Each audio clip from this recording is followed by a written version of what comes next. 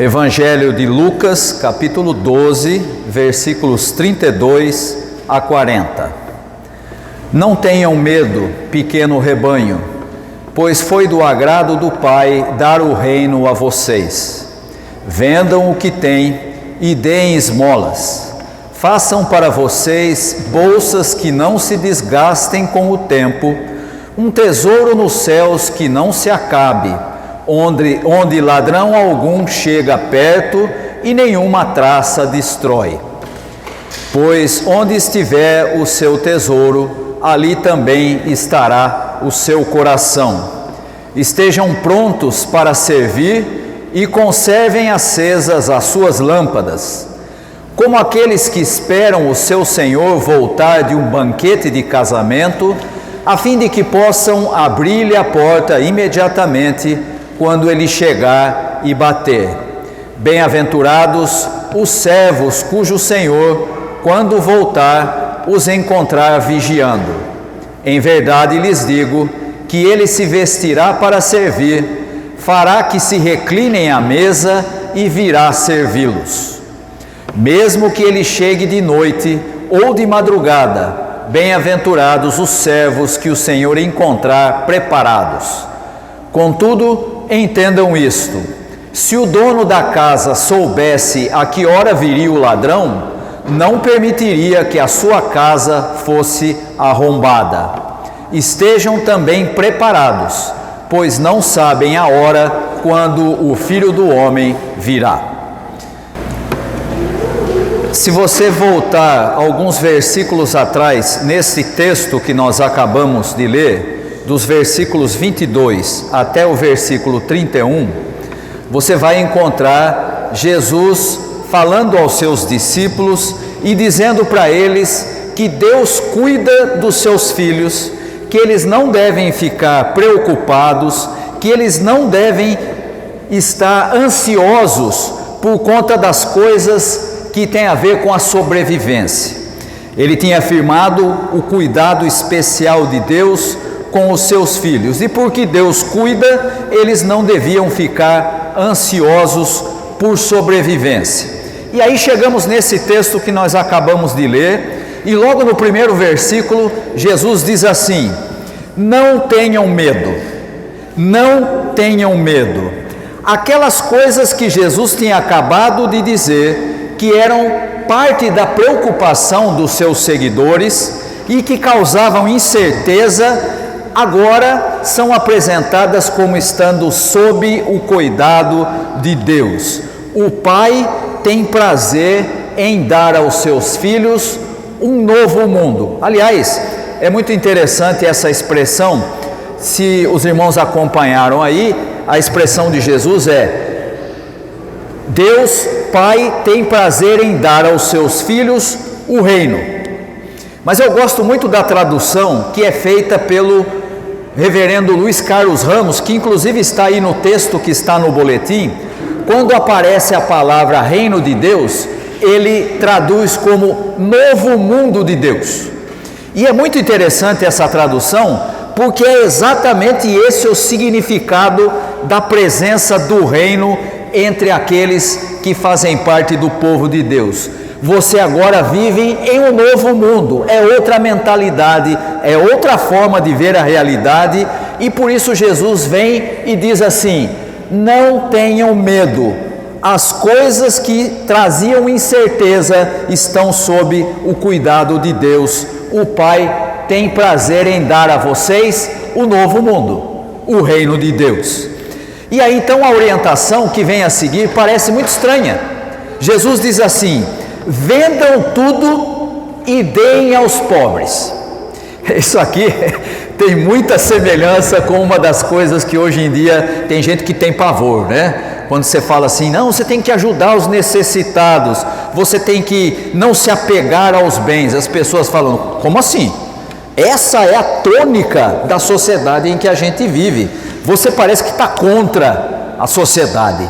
E é exatamente isso que significa o novo mundo de Deus. Não é o que você vê na sociedade que você está acostumado. E por isso vem a orientação de Jesus: vendam tudo e deem aos pobres. não direcionem suas vidas ao que é transitório e efêmero, que são os bens, principalmente, e o acúmulo de bens. Eu gosto sempre, quando falo a respeito de bens, eu gosto sempre de lembrar uma expressão que se tornou famosa porque é histórica, que é atribuída a Alexandre o Grande.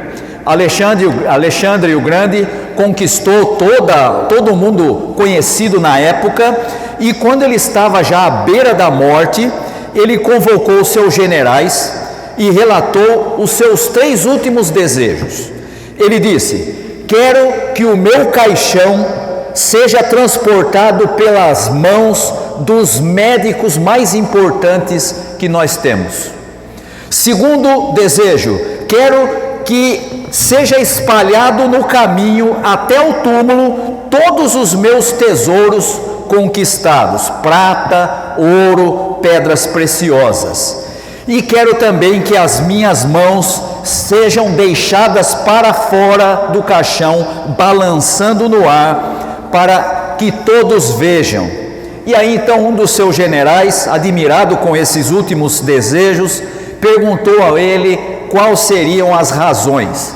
E Alexandre explicou: quero que os mais eminentes médicos carreguem o meu caixão para mostrar que eles não têm poder sobre a morte, não têm poder de cura perante a morte.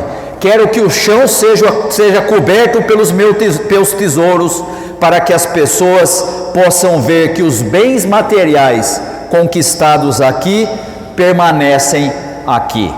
E quero que as minhas mãos balancem ao vento, para que as pessoas possam ver que de mãos vazias nós viemos e de mãos vazias nós vamos embora.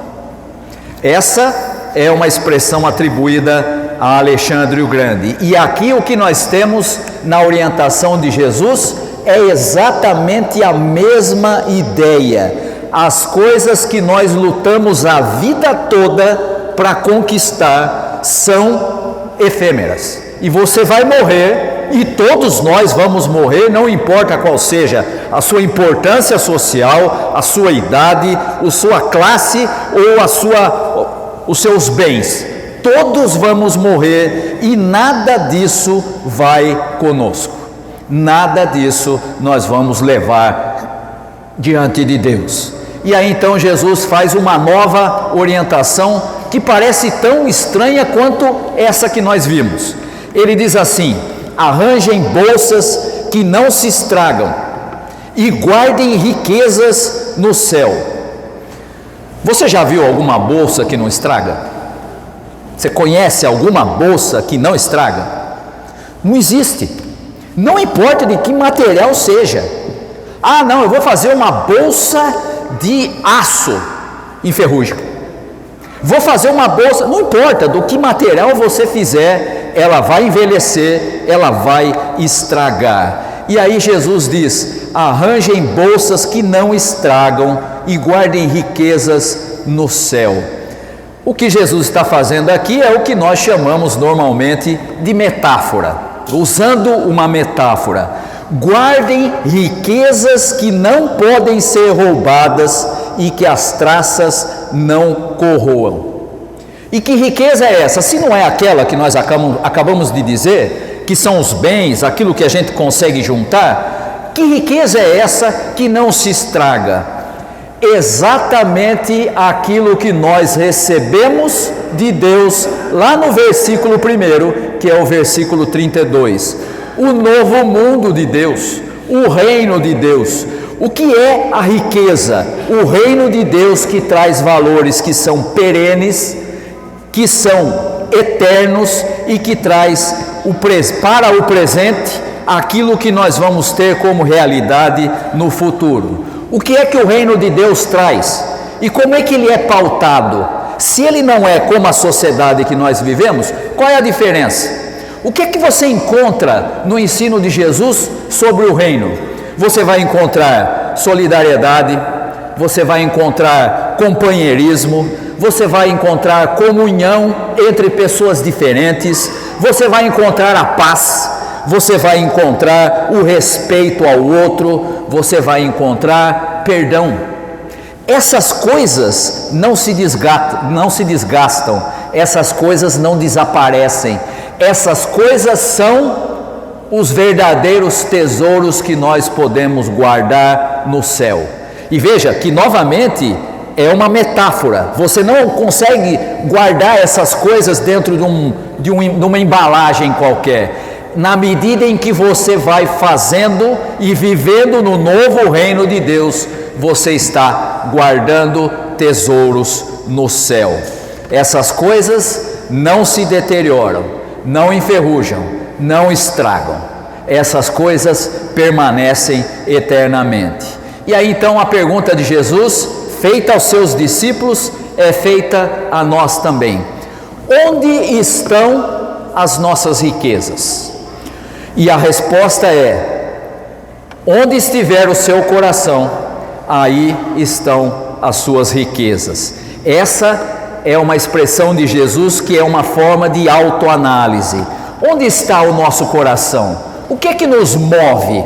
O que é que faz com que a gente se levante de manhã para continuar a vida?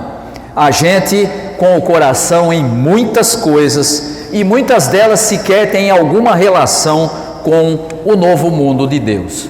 O que Jesus está dizendo é: você que decidiu ser meu seguidor, meu discípulo, você precisa colocar o seu coração nas coisas do novo mundo de Deus. Aí você vai estar juntando tesouros no céu. Mas a pergunta de Jesus continua sendo importante para nós: onde está o nosso coração? Onde nós colocamos a nossa energia, a nossa potência, a nossa fome de vida? Onde é que nós colocamos o nosso coração?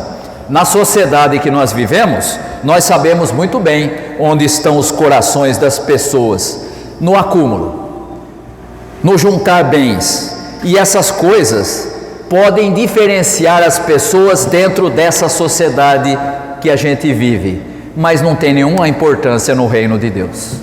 Deus não está interessado no tamanho da sua conta bancária, nem no tanto de popularidade que você tem nas redes sociais. Deus não está interessado em absolutamente nada disso, a não ser na onde você colocou o seu coração. O que é que motiva você? E aí então, nos versículos seguintes, do versículo 35 até o versículo 40, Jesus conta uma parábola, bem curtinha, mas ele conta uma parábola dizendo que eles devem ficar preparados para a vinda do Senhor, que voltará de uma festa de casamento. Não é o casamento que é importante, mas a recepção do Senhor. A referência aqui é ao próprio Jesus, que iria para junto do Pai e voltaria e retornaria para aqueles que são seus. Os seus seguidores devem estar preparados para a sua chegada. Estar dormindo seria o mesmo que estar desleixado com as coisas que realmente importam. Ou seja, o sujeito muitas vezes passa tanto tempo acumulando e correndo atrás do vento e correndo atrás de coisas sem importância, que quando o Senhor vem, a única coisa que ele tem para oferecer é a conta bancária dele, ou é a popularidade dele, ou é a fama que ele adquiriu. Quem acompanha as redes sociais e quem acompanha os meios de comunicação sabe que hoje em dia o que as pessoas mais procuram é justamente visibilidade. Querem ser seguidas, querem ser vistas. E Jesus diz: então, sabe o que você deve fazer? Em vez disso, procure colocar o seu coração nas coisas de Deus e aguardar a vinda daquele que é o que trouxe o novo mundo de Deus, que é Jesus. Não fazer isso significa que nós nos tornamos desleixados com as coisas de Deus. Os que estiverem preparados, diz o texto, cearão com o Senhor, ou seja, é a comunhão dos que participam do reino agora e se sentarão à mesa com o próprio Jesus. E mesmo que o Senhor pareça demorar, os seus seguidores devem permanecer alertas e preparados, vivendo no novo reino de Deus, ou no novo mundo de Deus, já enquanto ele não chega. E se aparecer alguém, e sempre aparece, e isso nunca foi novidade na história da igreja, se aparecer alguém dizendo, quando o Senhor virá, é fake news.